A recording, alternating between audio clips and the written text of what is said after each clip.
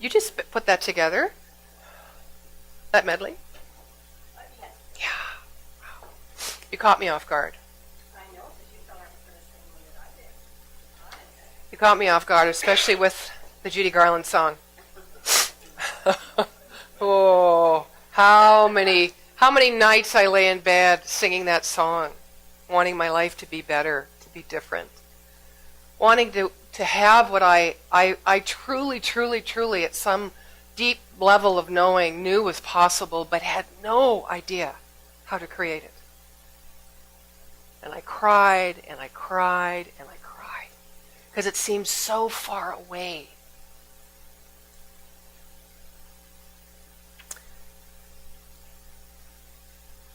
This teaching brought it into my hands. That's why I do what I do. To share it, to talk about it. To be one of everyone who is here to walk each other home.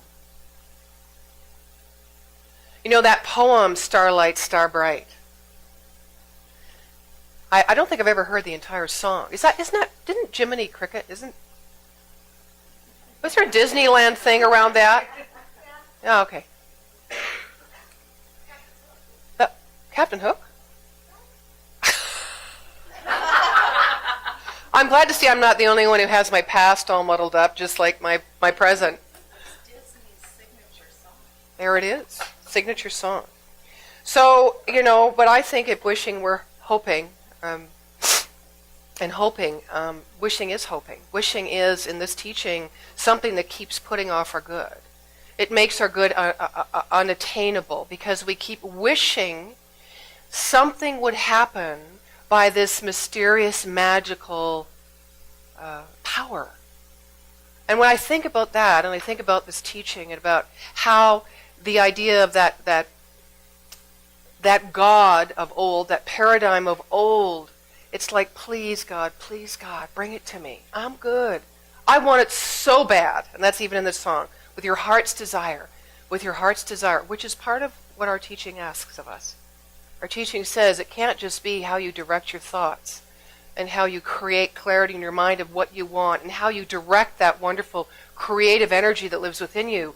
You've got to have heart. You've got to want it so bad. So that part's good. But it's not coming to us from outside of us. I was writing this talk last night, and I started to come between two concepts. The divine plan and the divine pattern. The divine plan. Now, if you look at some of the biblical interpretations, one I particularly found, they had three different interpretations to it. One is called the broad way, one is called the narrow way, and one's called the higher road. So in this idea of the divine plan, it means there's already a predestined, a preordained experience for us in our life. We're familiar with that. The narrow or the broad way is that we live completely off the grid in a way where we are not broken down by our resistances to our true nature, but where instead we move past them in spite of our true nature. That we push ourselves, we let our ego lead. That when we feel a resistance, instead of taking a moment and going within to see what that might be, and to discover that transcendent power within us, instead we push past it because we feel we have to do it. Now, interesting dichotomy. We do have to do it in relationship with that greater intelligence within us. So here we are looking at a divine plan, wishing, please, I'm tired. I don't know how. Do it for me, okay? If I say the right words, if I get you at the right moment, if I really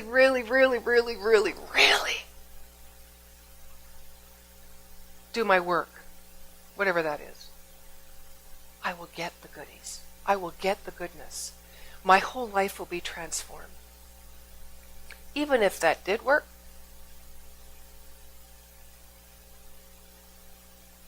would we receive it?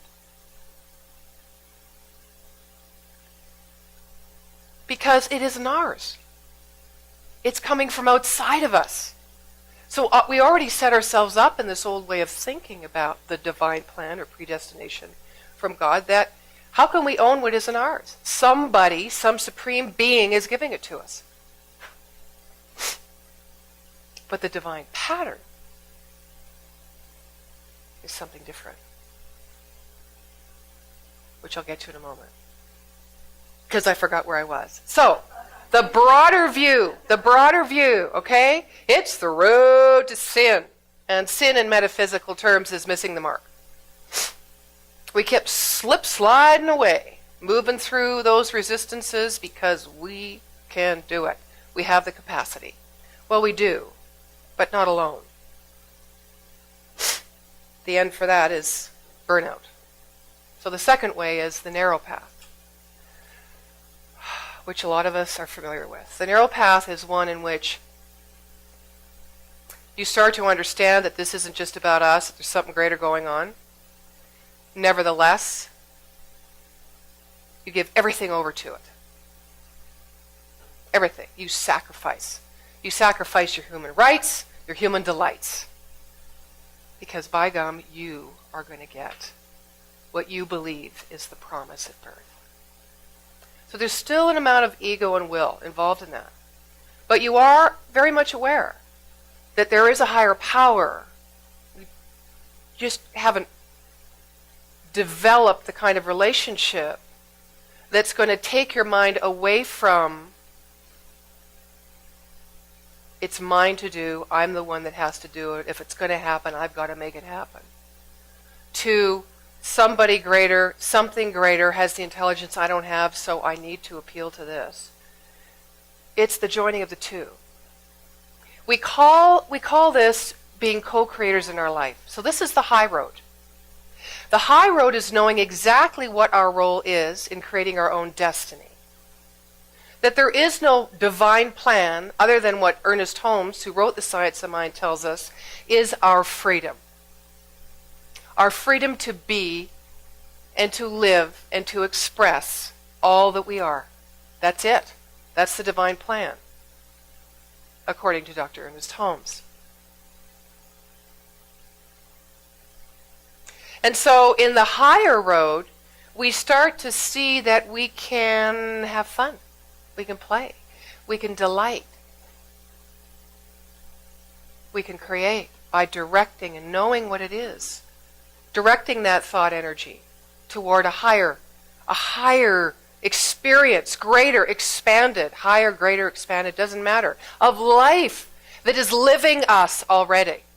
We don't have to get anything. We don't have to become anything. We are a perfect, divine, unique expression of the One. That's it. We were born that way. So the higher road is actually, we're kind of almost going back to that individual personality self and allowing it to express, give, and receive to the fullest of our senses. Whew, that scares me. I don't know about you. But the lid I kept on myself most of my life was put on by my ego self, my small idea of who I was, thinking that I needed to find a place to fit, thinking that I was the one that had to support myself, instead of living in that relationship that I was in touch with, as I'm sure each of you have been all your life. There's something greater within me. There's something, and I don't know what it is, but I'm going to stake my life on it. And you have many times. You've gone through challenges. You've gone through keyholes. You felt loss. You felt grief. Now that's the normal process of life. That's the human experience.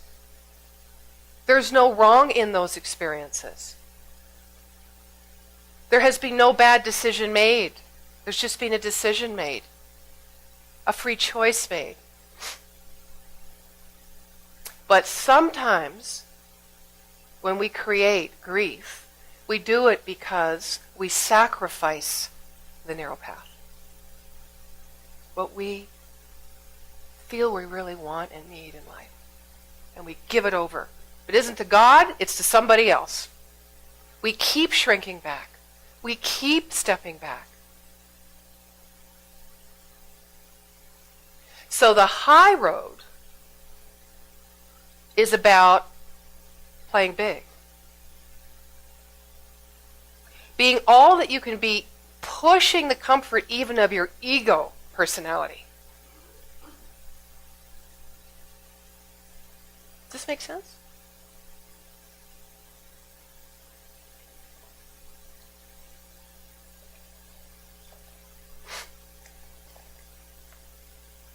I'm sure you've seen, and I know we'll see pretty soon, the ants coming out on the ground.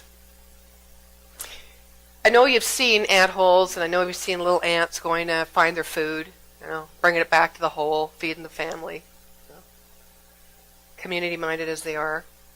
And when we look at that from our perspective, in our intelligent capacity, we'll look at that and we see it as happening in present time. When we just look at that and we regard what's going on there. But in reality, there's a few things going on there. There's the ant hole, or the colony, which has already been built, which is the past. There's the ant scurrying, which is the present, in order to feed and nourish itself. And then there's the sandwich, or the bread, which marks the future, the nourishment, the possibility. But when we look, we just see one thing going on. And for me, I want to move from even being a co-creator to thinking of myself as creator. Now this, to me, is a bold statement. Because our teaching always says we are co-creators. We don't create something within us, and intelligence does that. There's a divine pattern within us, a creative process that knows exactly how to do it. We don't need to know the how, we just need to know the what. Now I ask you, this is like a fresh idea in my own mind today. How can we reshape that idea of relying on something, I don't care if it's outside, inside, anywhere.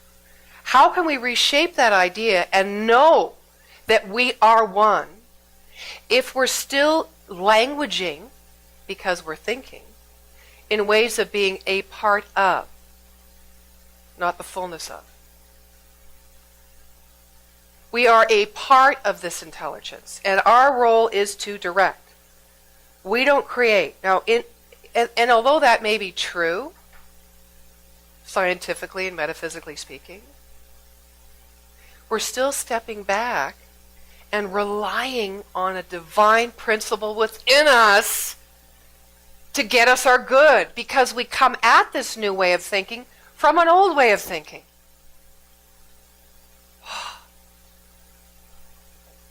That was a revelation to me this morning. Could I say I am the creator? Could I say that? Who said that?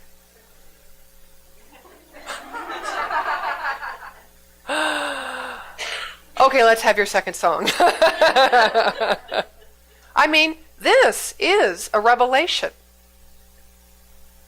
Some of the things that I was reading about the divine plan talk about revelation. You know, the Messiah is supposed to come, second coming, all that wonderful thing. We are the coming.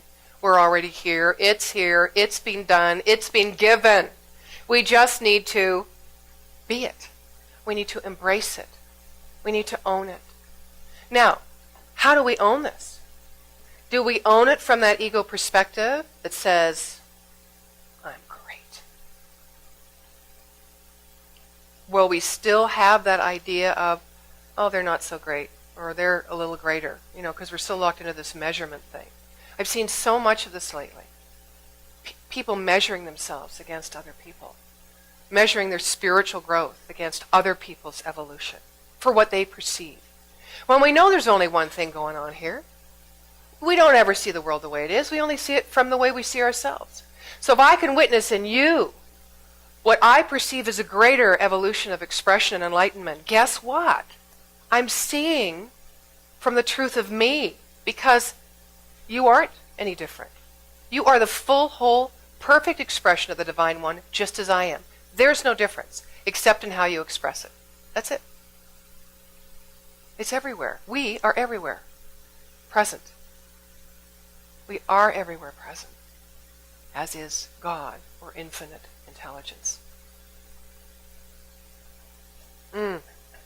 Big. So we are the revelation. What are we going to do with it? What are we going to do? I got to sit and think about this for a bit. That's how I'm going to start.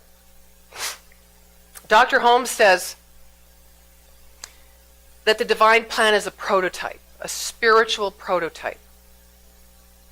So that everything it is or that exists in its multiplicity has already been formed in the unformed substance. The ether, it's already there. It's a prototype for anything that we as individual free-thinking people could create or could imagine or could believe in from that one infinite possibility.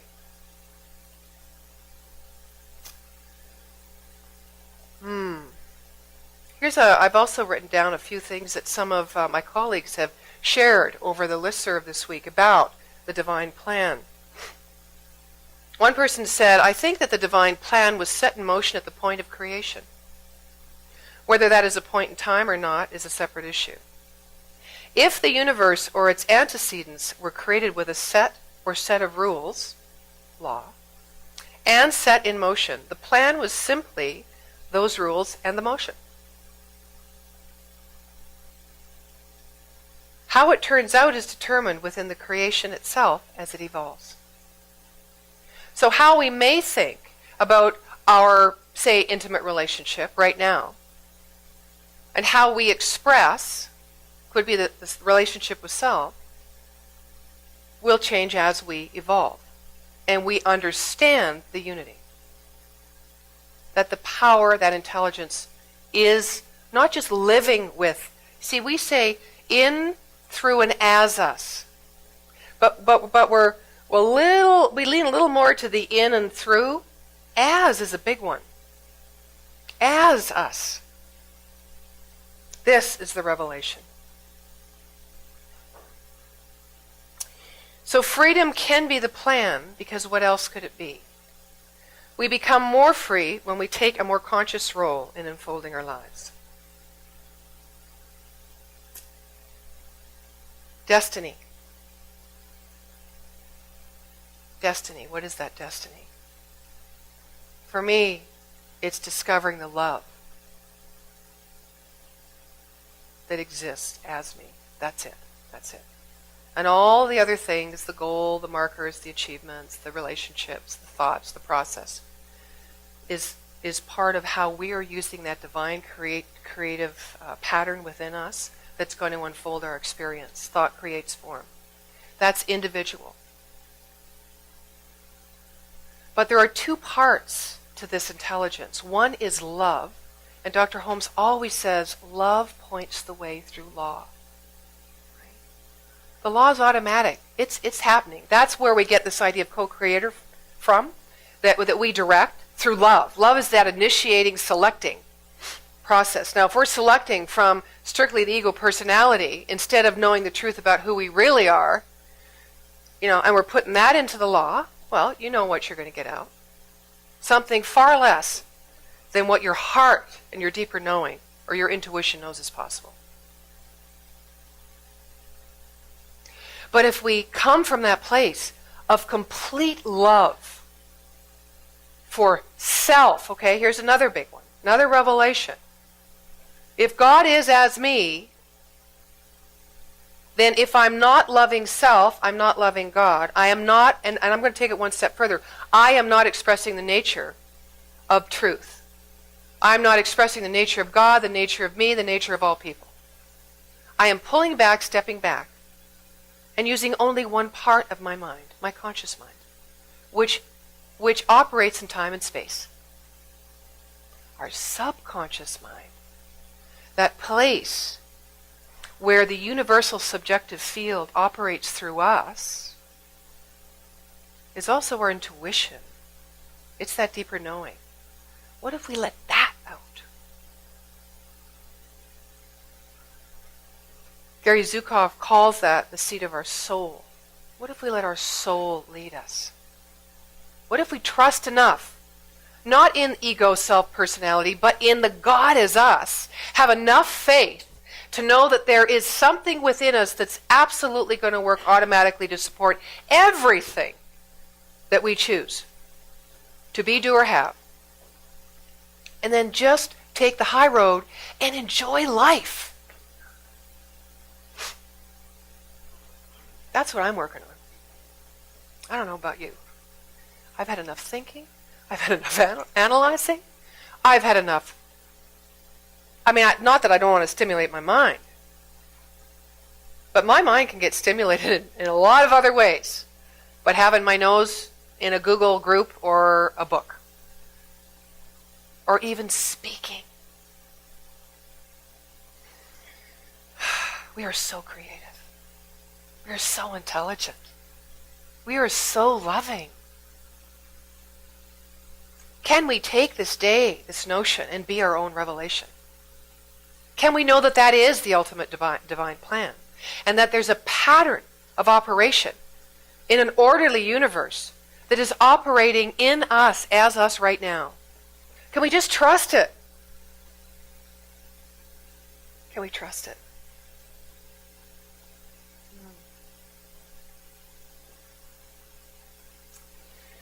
One of my colleagues said, I believe there is only one divine plan, and that is to create according to law. The law is one of cause and effect, where consequences follow according to our thought and belief.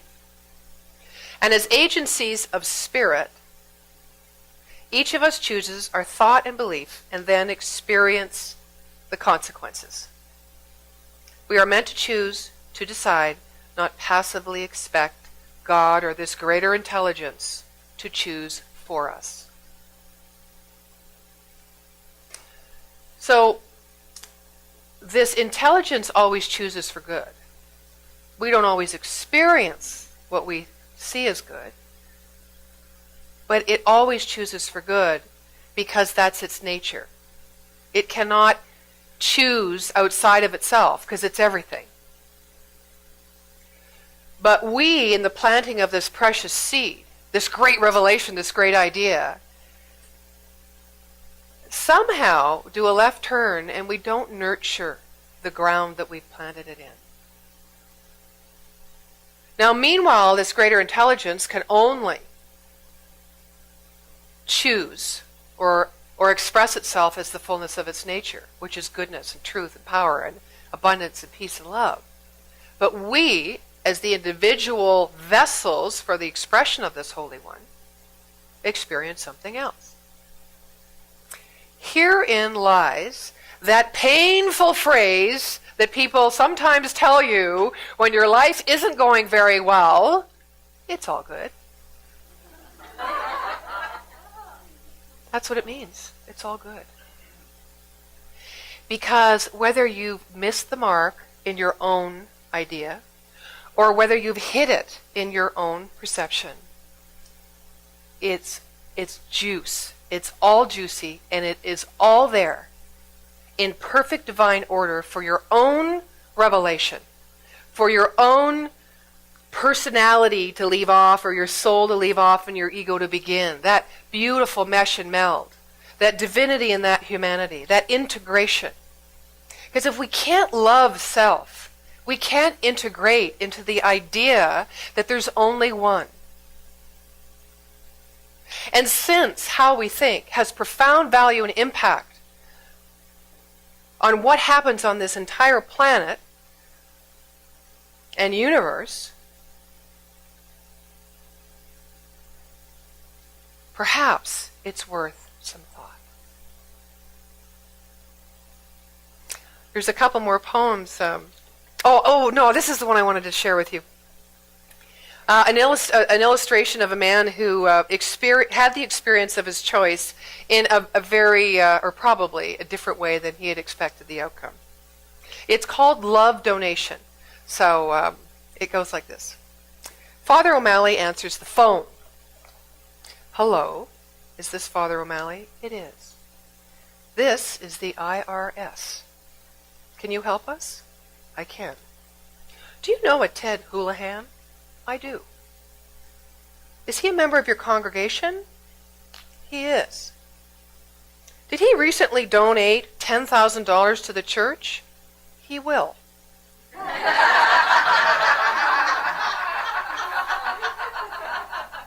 So for me, this is a prime example of having the ego try to get whatever we think is missing because it's not enough and we don't know the how and we don't have the power and we're not empowered, that someone's going to do it for us or something. I'm going to keep that 10,000. I'm not giving that away.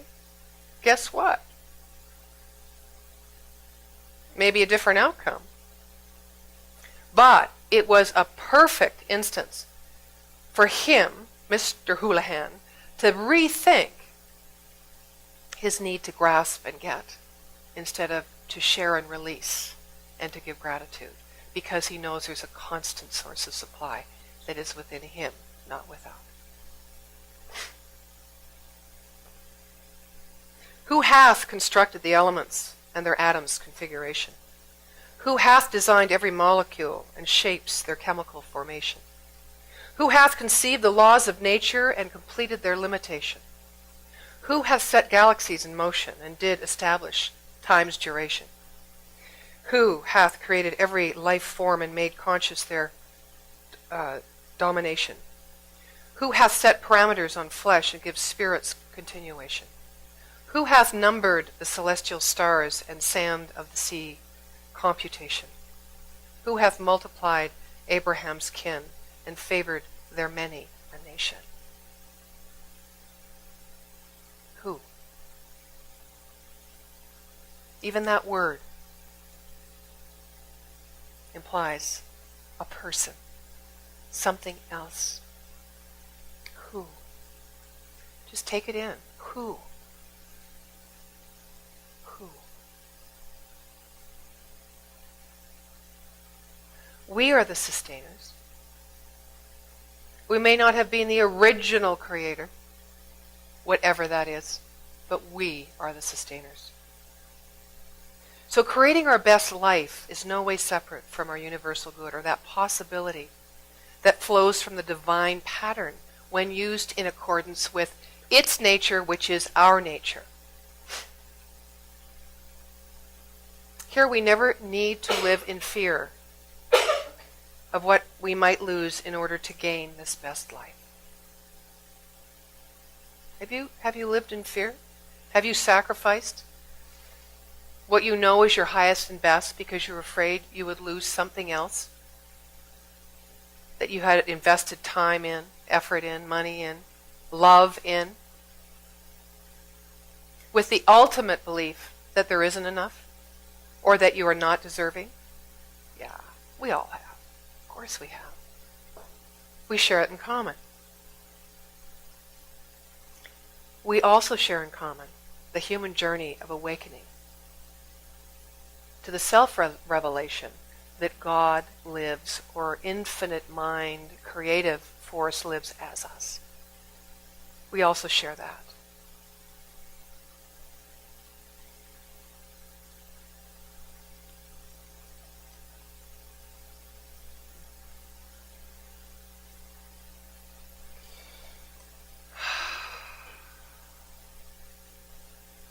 So, I'm going to share this Holmes reading with you to end. He says, expect the best to happen.